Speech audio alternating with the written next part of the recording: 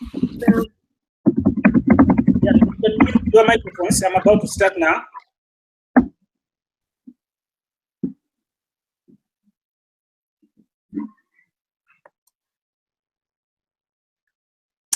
Welcome, wonderful people, to this week's live broadcast of our lecture on power. I'm excited to talk about this concept because I think it's an overarching concept in the social sciences that helps us to understand human relationships and the way they relate to institutions and other social processes in society. So whether it's communication, it's politics, I think it's central that we understand power. The article today is very Western. It's Western-centric in its scope and in its outlook as well, i.e. it provides a very Western understanding of what power is all about. I want to acknowledge this because there are other people in this class who are coming from non-Western countries and non-Western regions who may have a much more broader, much more holistic and deeper understanding of what power is all about. The article is very fascinating because it is curated within a framework which tries to explain what is happening within American politics, where there is this whole notion of democracy as bringing people together to make decisions, but yet it is very few people who actually sit together and make decisions. So the context within which the article was prepared was to try to understand a specific phenomenon within American, but also in much of the Western world as well, you know, in terms of the kind of politics, you know, they have, where the majority of people are brought to the polling stations and vote, and it makes them feel they have contributed towards shaping the direction of their society, yet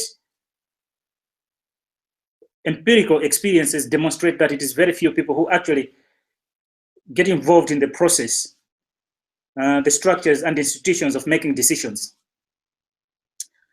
And for us today, I'm going to try to connect this conceptual framework, the general conceptual framework of power, to a specific understanding of power within the field of media and communication. And importantly, I think, which is really important, to try to demonstrate how this links to our for development and social change.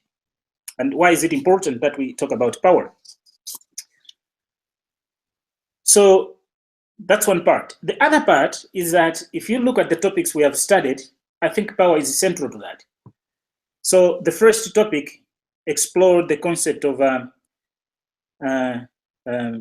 communication for social change, or communication for development and social change. And within that aspect, we explored three approaches. The first one is media for development. The second one is media development. And the third one is participatory communication. Now, in all the three, power is very much implicated. So if you look at media for development, that is the strategic development of content with the aim of improving people's lives, with the aim of empowering people, with the aim of bringing people together using media content. Power is implicated because the question would be, who decides on the kind of content that is going to be broadcast on radio, for example? Who decides on what kind of content you have to put on Facebook, you have to put on social media? So it's a question of the power, the influence in terms of putting the content together. The second aspect, media development, which is like the second approach, talks about building media institutions and structures.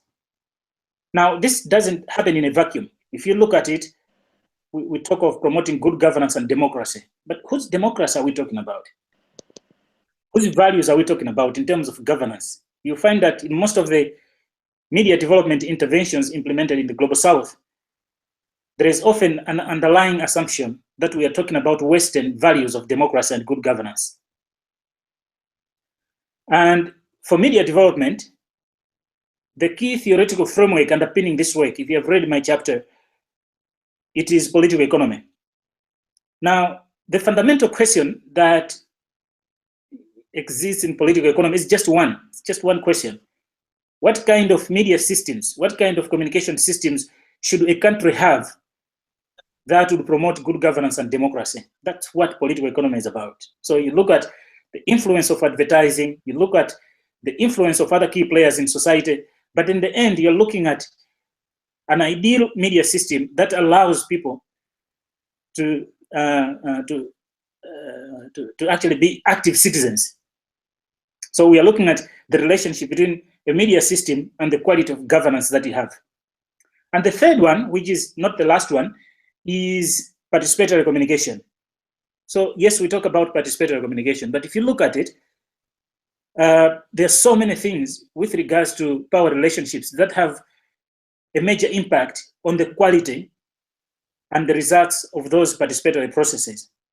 So who is going to decide who is going to come to the sessions? And who is going to decide on the agenda? Where is the meeting going to be held? In what language? So that have something to do with power, and which are going to influence, which are going to determine the direction and the quality of the participatory communication process. So today, I think it's, a great day to look at what power is all about. So to start with, in terms of our discussion today, I would like us to go to our slides. I'm going to bring up the slides here. I can see more people have joined us. This is a fascinating, I enjoy this topic, the topic of power. So I'm going to bring up the slides today. And yeah. Great. So present to everyone.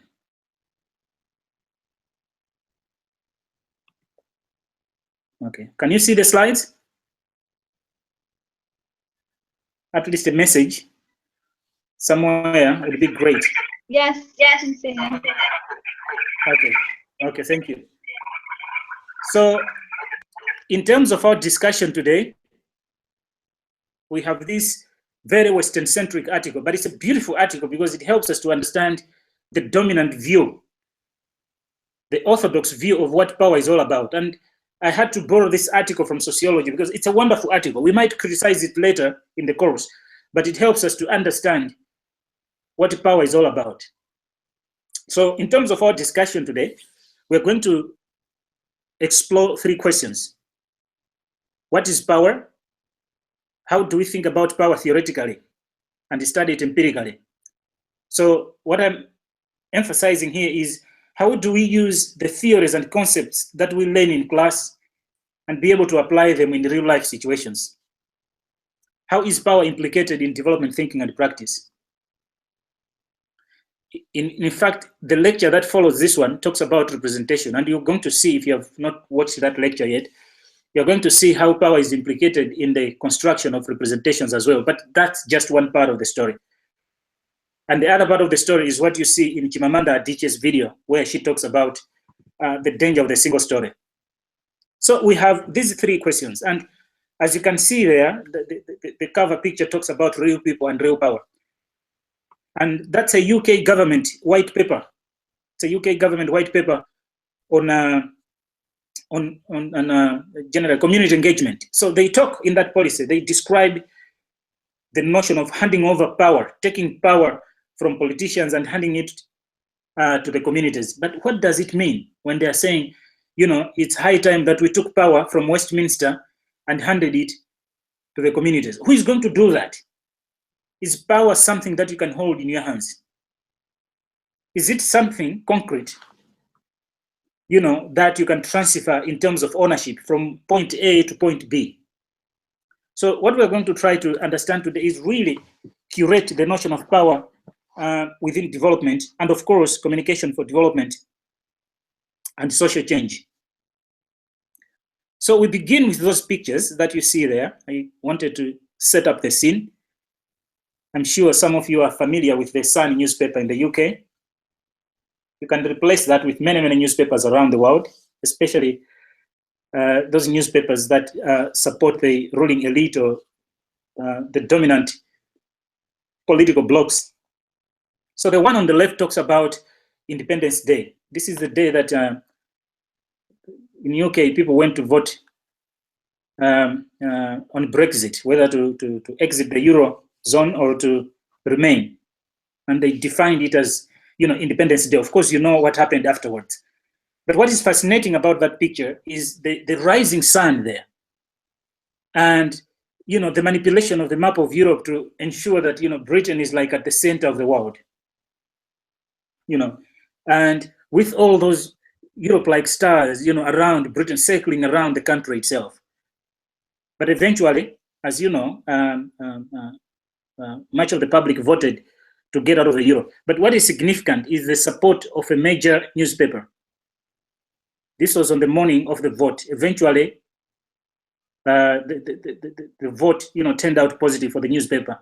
The question, which would also be similar to the edition that is in the middle there, where the Sun again backed Blair and he won the election. The question would be, can we say the media is powerful? Can we say that the media have power? And if the media have power, what kind of power are we talking about? Similarly, the black one, what I have put there, it's the graves are not yet full. This is the Rwandan genocide, whereby they're encouraging people to go out and kill more people. And eventually, this is what actually happened. Can we say that the media have power? And if the media have power, what kind of power are we talking about? How do we describe it? Is it something that is concrete? And if it is not, can we explain it? And the last picture I've put there are lots and lots of pictures I wanted to share with you, if I had the time. This is Theresa May after she became the British Prime Minister. She goes to meet the Queen, but almost kneeling in front of the Queen. That's a sign of power for the Queen. And even though she's a little bit older, she looks a little bit frail. You can see the aura of power, the room itself and everything else. What is it that she has that we can describe as power? Where is the power there? Is it something we can see? Is it something that we can explain? So that's what we are going to explore today, so that when we talk about communication for development, we understand that it does not take place in a vacuum. So for me, this is a great way to begin our discussion of power. This comes from one of the beautiful books I've enjoyed reading, The Banality of Evil, by this late Israeli writer, Hannah Arendt, who had the opportunity to observe and record the trial of Adolf Eichmann, who was one of the guards during the Holocaust, and he was caught and tried in Israel. So she talks about a particular moment in the trial when Adolf Eichmann said something that I've quoted here. So Adolf Eichmann, towards the end of the trial, said, "To sum it all up, I must say that I regret nothing. I was one of the many horses pulling the wagon and couldn't escape left or right because of the will of the driver. I have never believed in God.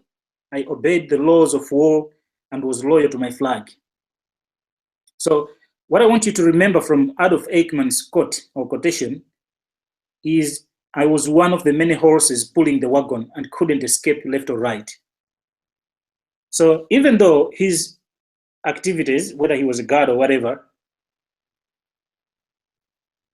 did not involve, his job description did not involve actually killing the Jews themselves. We believe, most of us believe today, he contributed to the activities, to the program, to the initiatives that contributed to the Holocaust. But for Adolf Eichmann, he saw himself as one of the many horses pulling the wagon, which means even if he did not consent to doing what he did that actually led to the Holocaust, he believed another horse could have been brought in to actually do what he was supposed to do. And that was his argument. Now, Hannah Arendt, listening to this, reported this. She wrote this in her book, The Banality of Evil. Now, the notion of banality of evil merely refers to the situation where atrocious activities, evil things, heinous crimes are committed by people like you and me, but who are in the processes of just doing what they do every day. To school, could be going to church, or it could be just, teaching in class as I'm teaching at the moment. But the evil is so banal that you don't see it. That is the whole title of the book. Sometimes you're doing an activity and you do not recognize that you're contributing to something else. So, for example, somebody might say, oh, Linja, I'm very busy. Can you take my car for washing? Or can you take my car to this place? You take it there, you don't know you're transporting maybe a gun that will be used to kill a lot of people. So the whole notion of banality is, it's crafted to explain the kind of evil things that happen cumulatively over a long period of time by a number of people. So she says the court did not understand Adolf Eichmann. He had never been a Jew hater, and he had never willed the murder of human beings. His guilt came from his obedience. Now that is very important. It was as though in those last minutes he was summing up the lesson that this long course in human wickedness had taught us. The lesson of the fearsome word and thought defying banality of evil. That most of the time, we think we're just obeying rules and regulations, but in the process, we are committing crimes.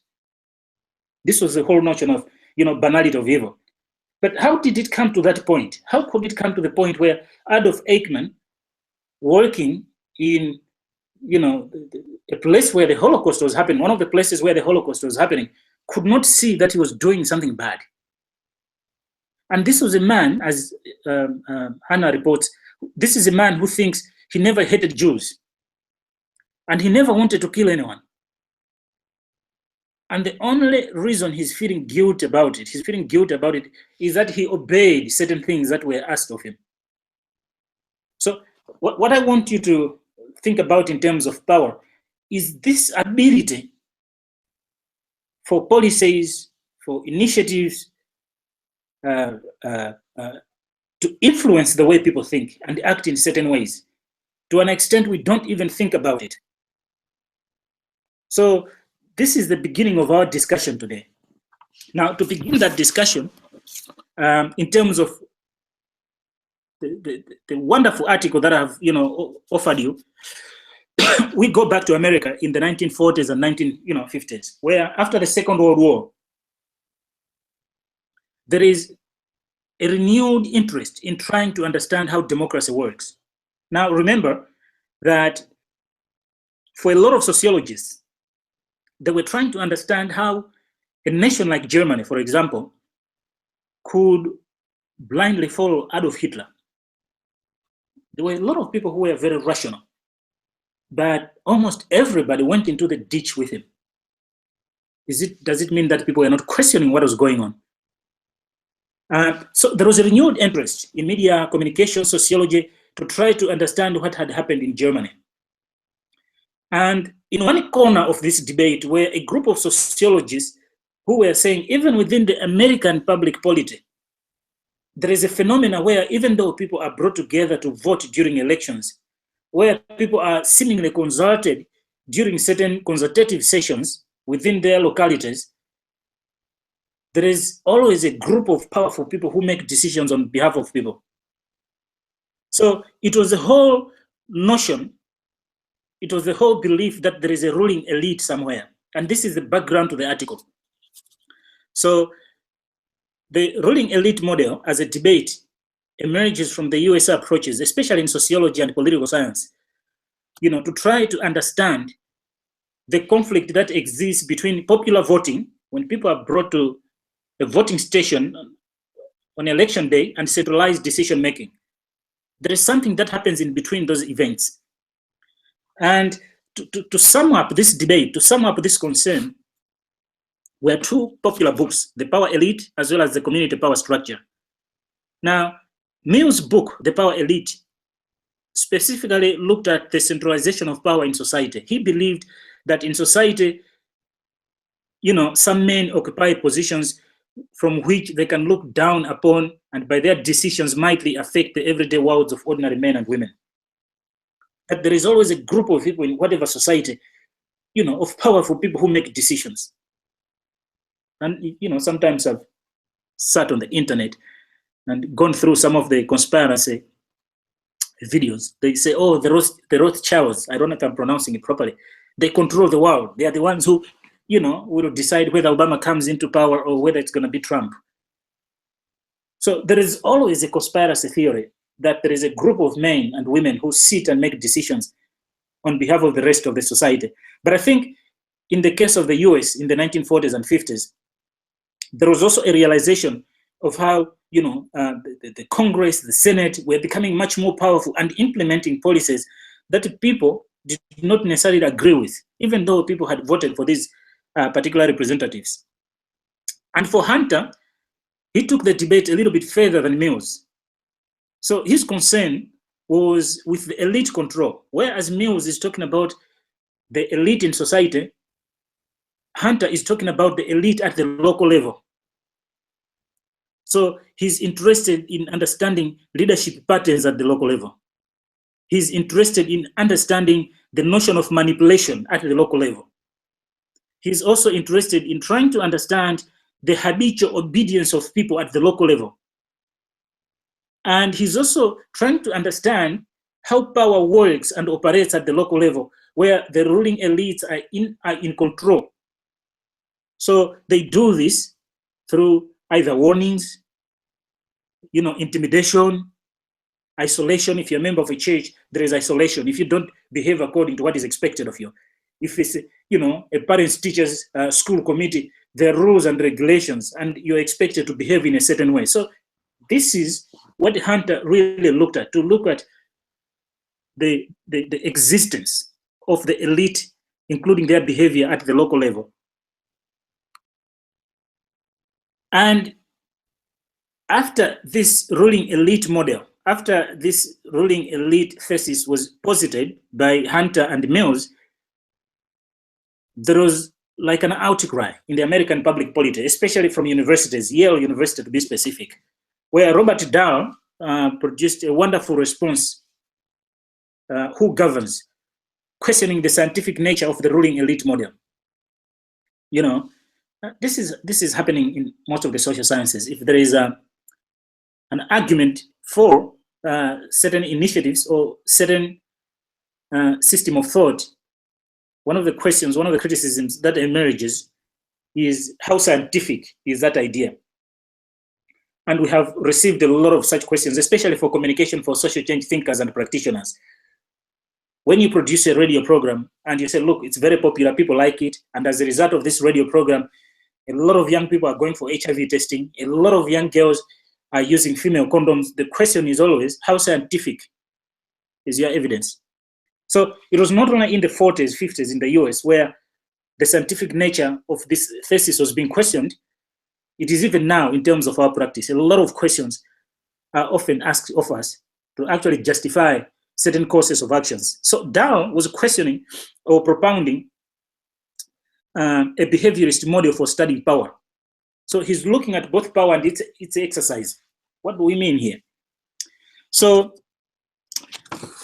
for Dahl, and of course others who we are going to define as the pluralist thinkers, the emphasis was in trying to define the ruling elite. So if you're saying, oh, we are positing a ruling elite model, Dahl and his friends are saying, no, wait a minute. We need to define who this ruling elite is.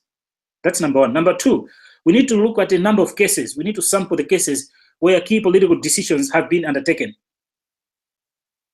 And thirdly, we need to look at the preferences that actually prevailed in the end. So if we're looking at a series of decisions that were undertaken, we want to look at who actually proposed these decisions and who actually won in the end. And when you look at power in terms of who won and who lost, you are able to actually understand, this was the conclusion, that power at the local level is shared by different elites, by different people. This is where the notion of pluralism comes in, that there is no single person or a group of people called an elite that manipulates and controls power at the local level.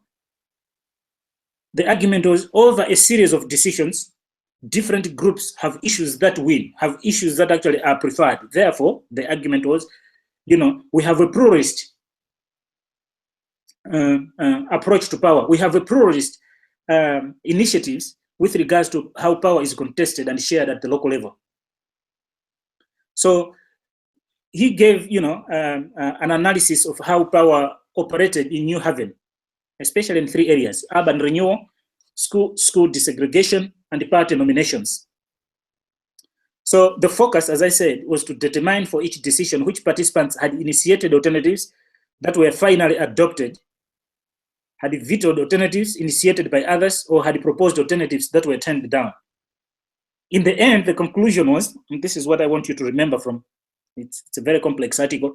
The conclusion was, there are various groups in society that are powerful over a series of different decisions.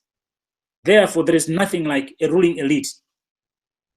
So the first view of power, the pluralist view of power, which was a critique against the ruling elite model, that to study power, you have to study the behavior. You have to look at the behavior of participants over a number of issues that are contested. And when you look at that kind of behavior, you discover that there are different groups in society that emerge powerful over different issues. So this is where the pluralist notions comes in. So in terms of the pluralist model, if anybody were to ask you to explain it, there is an intentional, we're talking about power being intentional and active. There is an assumption that individuals realize what they are doing. Now, this is a little bit in contrast to what Eichmann was telling us, that he was part of the wheel, he was part of this, this machine, and he couldn't control what was happening. In a way, absolving himself of the responsibility of the tragedy of the Holocaust. What we are hearing here is something different, that individuals realize their will, they are responsible for whatever, happens, or whatever they decide to do. So the pluralist model as well emphasizes studying power by measuring its exercise. So the emphasis is on observable performances of power, concrete, something tangible that you can explain. Unless you can explain, unless you can observe, then it's very hard to determine whether power has been exercised or not. To study the operations of power, one had to focus on decision-making situations with overt conflicts of interest and preferences. So, for example, we want to move from communication for social change platform, Google+, to Blackboard. Some of the students want that to happen. Other students are saying, look, Linje, we have understood what the Google+ is all about.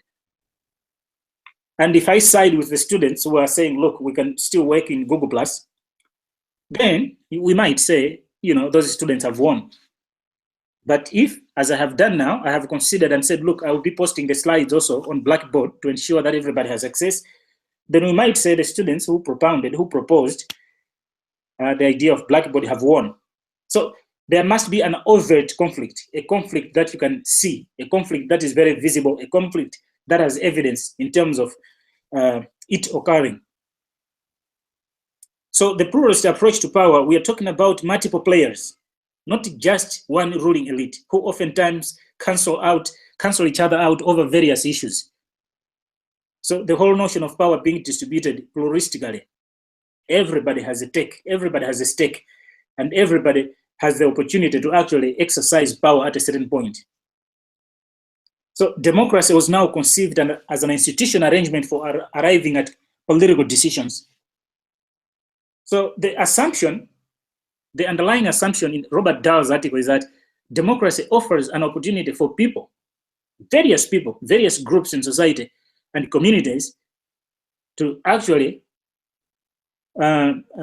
actively take part out of their own volition, out of their own will, to take part in the flow and contestation of power. This was the whole argument of the pluralist model, the pluralist approach to power, that everybody can be powerful at a certain point in life, granted the circumstances, and granted the supremacy or the validity of their ideas. And immediately this was published, there was also criticism of the pluralist view, especially by Peter Bachrach and, of course, Morton Barrett. Because the argument, I'm summarizing the article now, the argument was that power has a second face. You know, power has two faces, and that there is no equality of power. So the first face is what we can observe, the overt one, the one we can study by looking at, you know, the exercise of power openly, the overt exercise of power, where people are contesting ideas. It could be in parliament, for example. People agree on certain things, people disagree on certain things, and over a long period of time, you realize, okay, everything has been said and done. Britain is getting out of the euro. We voted to get out of the euro. The houses, the various houses have discussed this issue. Even the lords have said, you know, we should look after the interest of Europeans who are working in the UK, but let's get out of the euro. So eventually, at the end of it, this is something that is observable. This is something that is, you know, concrete in terms of the conflict. But then there is a second phase. You know, power's second phase remains unperceived by pluralists and detected by scientific methods of inquiry. So we are talking about here the conflicts that cannot be seen. So they were proposing, Bachrach and Barrett were proposing to consider latent power conflicts, where there is no open conflict, no concrete decisions, and there is limited decision-making by influencing values and processes. There are sometimes processes that are taking place, and you think everything is happening, but even by the time the processes are taking place, decisions have already been undertaken to ensure that certain decisions will not be undertaken during the specific processes that we are talking about. So what am I talking about? There is a deliberate effort to reinforce barriers, either consciously or unconsciously, to the airing of policy conflicts. So, for example, in social change discussions, we can bring people together to discuss certain things. And we realize that, you know, if, for example, issues about women not receiving equal pay are brought to the table, it's going to be a really, really difficult decision to make. We make sure that people who are going to bring up those issues are prevented from attending the meeting. So you find that people who are not going to bring up those issues come to the meeting. They already have their own issues they want to talk about. The women's issues are not on top of their agenda.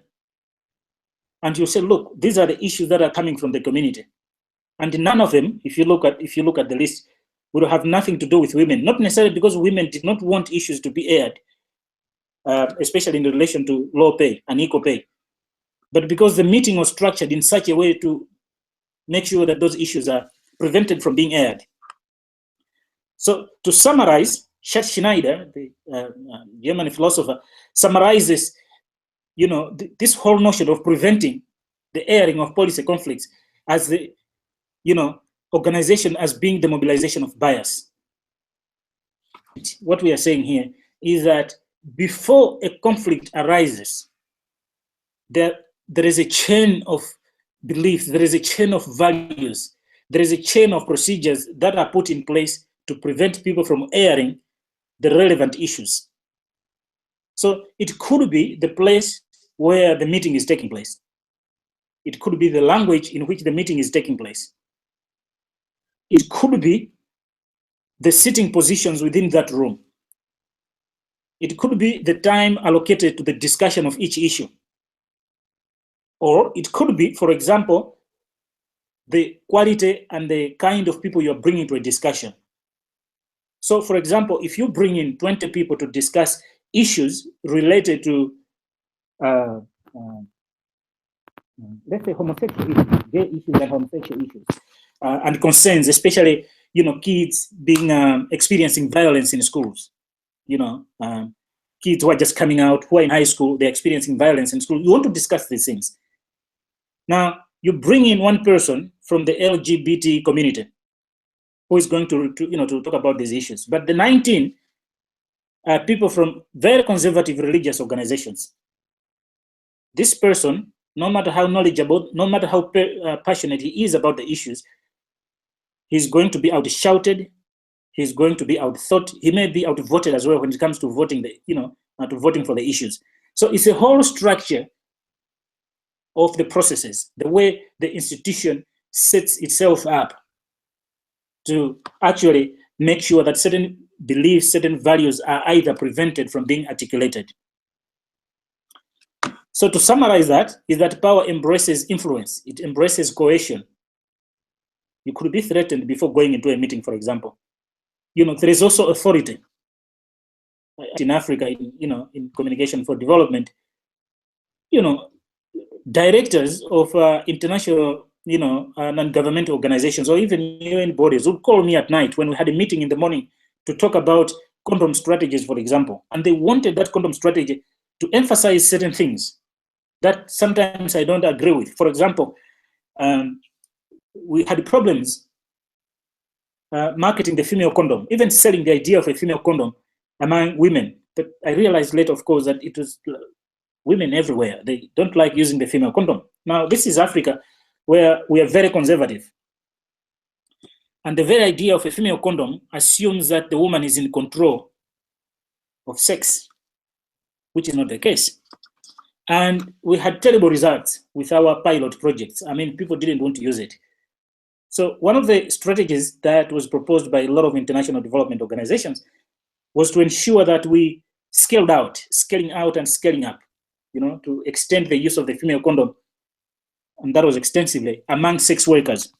Now, I was concerned, I think personally, that if we start in a very conservative country, if we start identifying a health product like a female condom with sex workers, then a lot of women, married women, working women, would not want to be associated with that because there is a stigma against the sex work. There is stigma against the prostitution. So when we're developing all our strategies, you'd receive a phone call at night, International Development Organization director or whoever who is putting money into this condom strategy, who is funding us. And he says, oh, Linje, I know you're having a meeting. I may not attend the meeting, but I want you to emphasize this part. I would like you to articulate that point and just make sure that it's articulated in the final document. So whatever I did when I went there to the meeting, this guy is not around, the guy who told me at night. I was not going to reveal I received a phone call at night, but I steered the conversation in the direction of the female condom and sex workers. So I was with other African men, African women, and there was no white person in that room. There was no person from international development organizations in that room. But a decision had already been undertaken when a phone call was made to me. So this is how power works. The exercise of power works, where sometimes the conflict might not be very visible to people who might not understand it. And this is the whole argument by Bakrak and of course Barat, that power's second phase is oftentimes undetected by scientific methods of inquiry. You can't observe it. You can't see. There is no visible evidence of any conflict having taken place. So for us as students of society, we need to understand the politics that control the political agendas, especially when it comes to potential issues being kept out of the political process. And that could include development itself. Development, you go out, you look at a problem, you decide on the solutions. Yet in many cases, you are forced to undertake certain solutions you know are not right. We are building a school here. Of course, the school has been washed away by the typhoon. We are building a school here. People don't need a school at this particular point in time. But yet you go ahead and do it and compel people to support that initiative. Largely, perhaps because you have attended certain meetings where you have been, as part of your job, you have been encouraged to make sure that the school is built as part of your deliverables. Or it has been emphasized to you by your boss that she thinks you're undermining her. And for her to prove that, you are actually very loyal. She wants you to see that the school has been built. So you have all these political agendas that really make us function in ways that you cannot imagine we would actually behave. So we come to this two-dimensional view of power, okay? A satisfactory analysis then of two-dimensional involves examining both decision-making and non-decision-making. A decision is a choice among alternative modes of action. So we're looking at something that is concrete, and the choices are, are there, very visible, that you can see. But a non-decision is a decision that results in suppression or thwarting of a latent or manifest challenge, the values and interests of the decision maker. When decisions are prevented from being taken, even before the meeting takes place.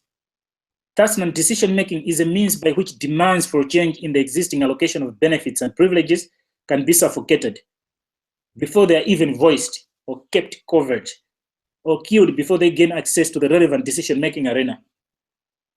So you find that places where decisions are being taken, all the people who are very vocal are out of the picture.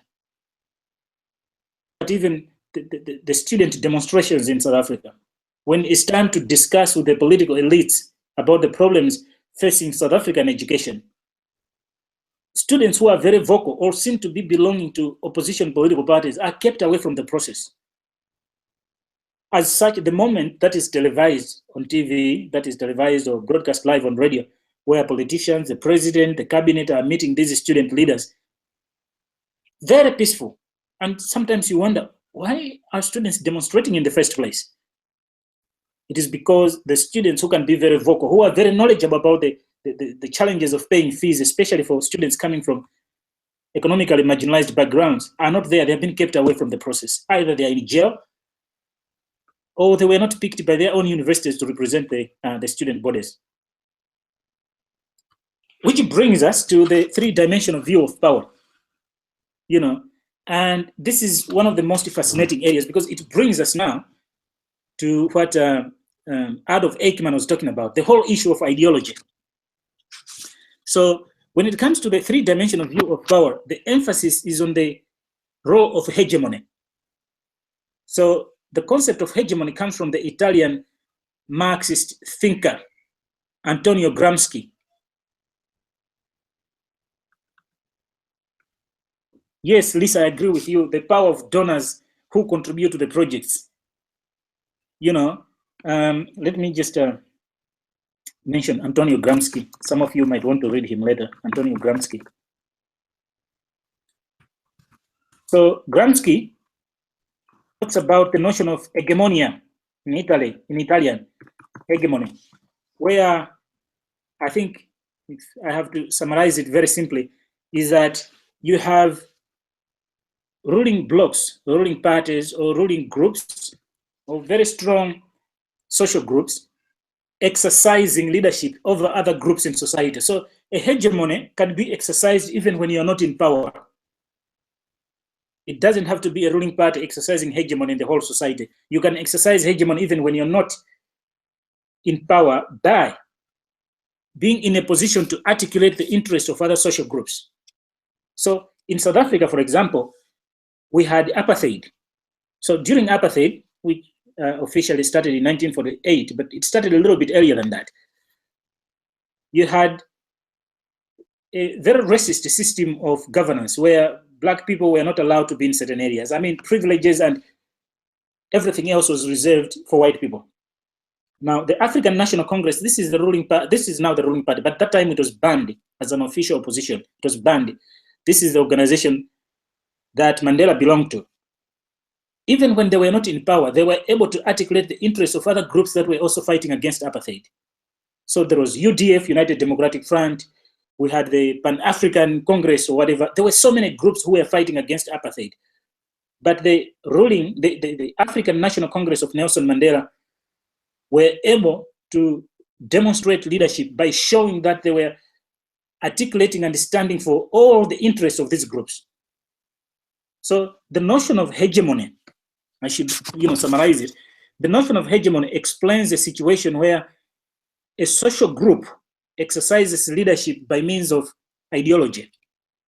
So ideology here simply means a glue, you know, the glue, like stick, something that you stick paper with, a glue that holds the social formation together. But to hold sometimes antagonistic groups, to hold them together, you need ideas. They need to share certain interests. They need to be made to feel that, you know, this particular group on top here is articulating our interest. So that kind of leadership is what Gramsci defined as, you know, intellectual and moral leadership. And that's what hegemony is about. So to summarize it, we're talking about consent, various groups in society giving consent to one group to actually represent them. So when we're talking about hegemony, we are articulating a situation where various groups, various understructures in society feel that their interests and aspirations are being articulated by a specific group.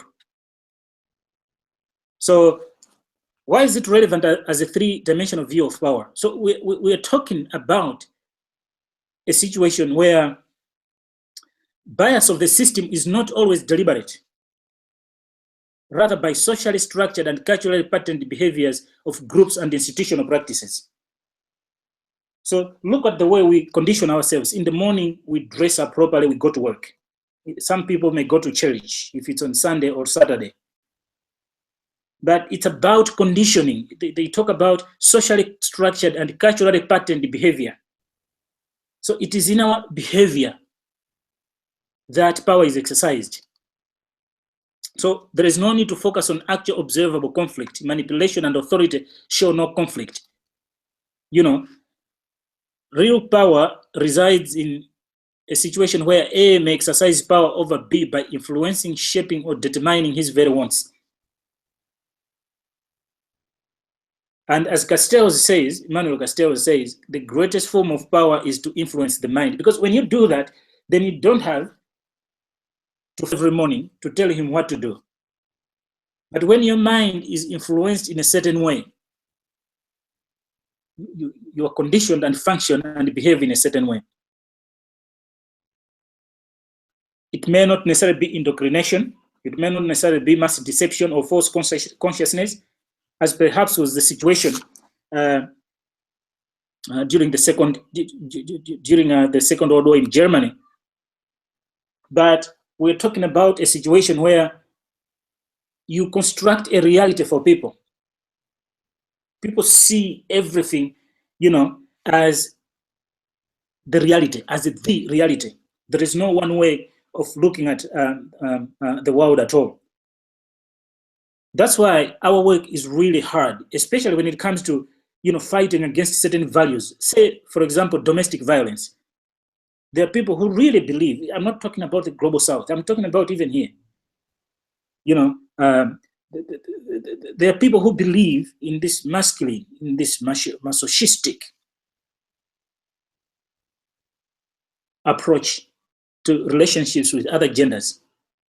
Racism as well. It's the way people look at the world that is the real problem. And this is why we're linking this three-dimensional view of power to the notion of symbolic power as articulated by Pierre Bourdieu, which is a power of constructing reality, and one which tends to establish a kind of genealogical order, the immediate meaning of the world. You're talking about a kind of conformism. It offers you an opportunity to look at reality in a certain way, but you also conform. You have a homogeneous conception of time, space, number, and cause, a collective conception. Different intellects coming to reach an agreement. You agree at a particular point in time. The America of the 1840s, America of the early 1900s, was where if I made a mistake, I would be hung from a tree. That's not the America that they have today. But that time it was conformism. A lot of people thought it was right to do those things. In the 1920s in the US, women were not allowed to vote. And you think that's a joke? No, at that particular point in time, it was not even a topic that people could debate. They thought women are inferior. They cannot make a decision. This is the West. There was a time in this country, as you are well aware, where people were exterminated.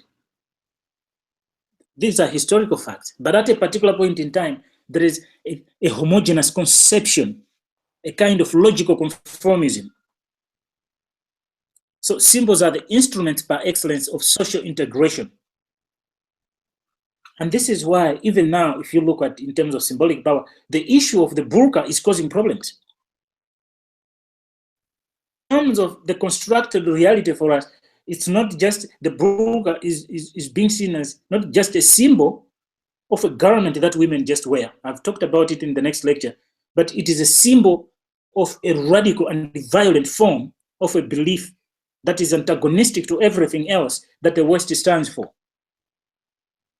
And as Fanon talks about, he was like prophesying when he wrote in the 60s that the burqa, this garb, would become like a battlefront, not just of ideas, but of civilizations.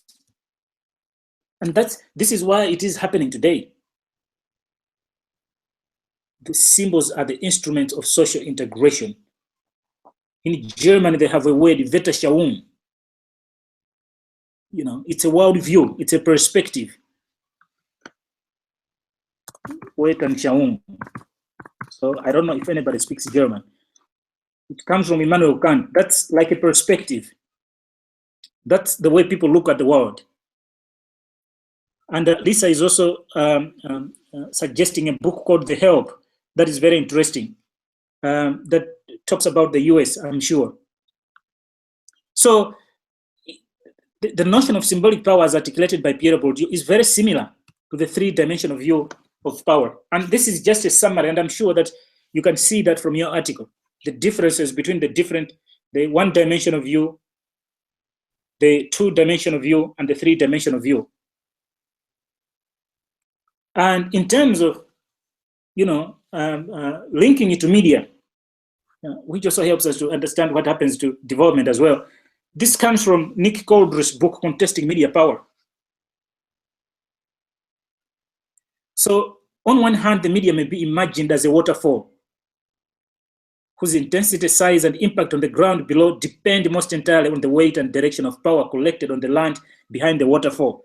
Now, this quotation summarizes two things. Okay? Media power in traditional analysis is only a figure of speech for the media's role as a conduit for other forms of power, much larger than the media.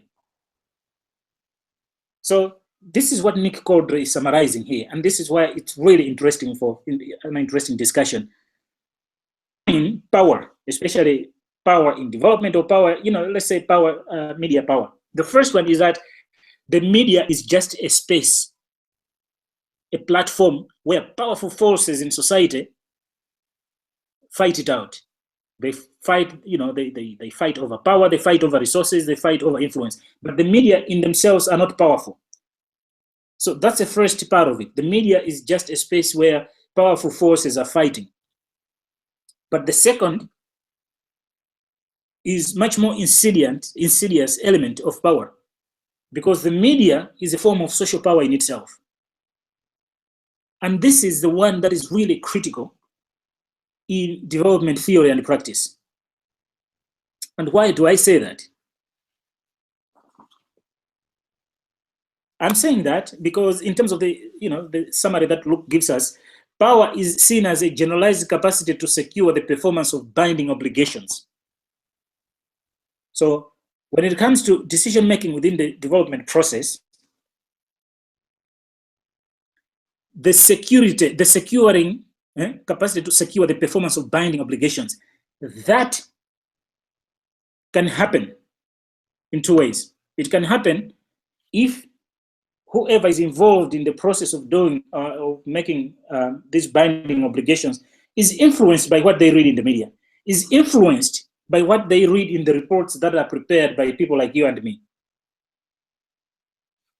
But also at the same time, they are influenced by the way the structures are operating. To such an extent, they're denied or allowed to make, decisions that are going to be helpful towards people. I.e., if you look at the first thought there, decisions that affect people in the communities oftentimes are not made with the interest of those people at heart. these decisions are already contaminated at the time that they're being even thought of. They are politically contaminated. So that to answer, is it Lisa? Lisa is saying something important. Are we talking about the power of donors who contribute to the projects? Yes, Lisa. Because it's not just the funding that decides the direction of the project itself. It's even the politics that governs the whole process of that donor funding, the donor funding we are talking about. Right now, with the new administration in the US, a lot of money into reproductive health initiatives in the global south has either been cut off or it's being revisited in terms of what it's supposed to do on the ground. So even before the reproductive health initiative has been conceived on the ground, a decision has already been undertaken in Washington. So when we're talking about power being a capacity to secure the performance of binding obligations, we are talking about what happens outside the arena of power.